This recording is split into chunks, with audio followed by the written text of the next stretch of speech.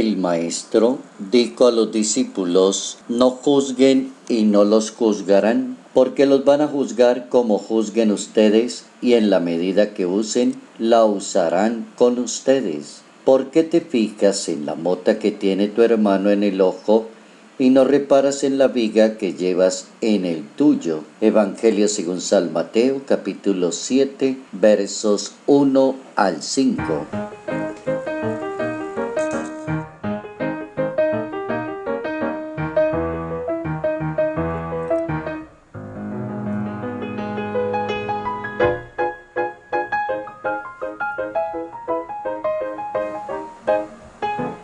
Los seres humanos se fijan en las apariencias. Dios coloca su mirada en el corazón. Notas amables a la palabra de Dios, hoy lunes 26 de junio, año 2017.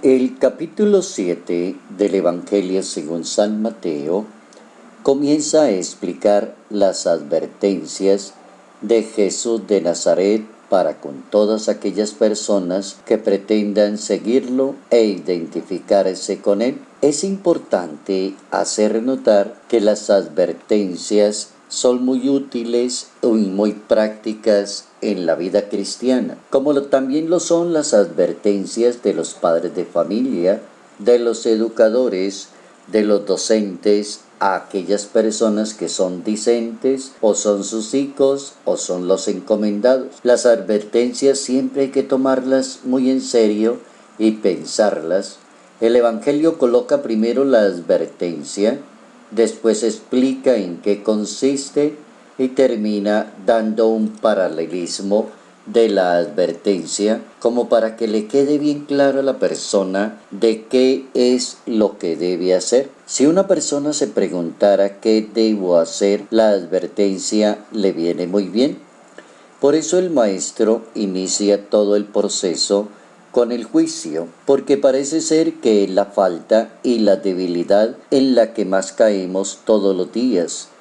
Tendremos como la tentación permanente de estar sentenciando a las demás personas, de estar juzgando a las demás personas, de estar corrigiendo a las demás personas o de estar fijándose en algún detalle, en alguna debilidad de la persona, o lo que es peor, quedarse con el juicio contra la persona y desconocerle la totalidad de su identidad, de su personalidad, de sus cualidades y de sus talentos. Así vivimos todos los días en la sociedad, desafortunadamente. Y digo que desafortunadamente porque no aprendemos la lección del Santo Evangelio, capítulo 7 de San Mateo. La primera advertencia que hace el Hijo de Dios es no juzgar a nadie en ningún momento ni en ninguna ocasión. La pregunta sería: ¿por qué esa advertencia? Y la respuesta es muy sencilla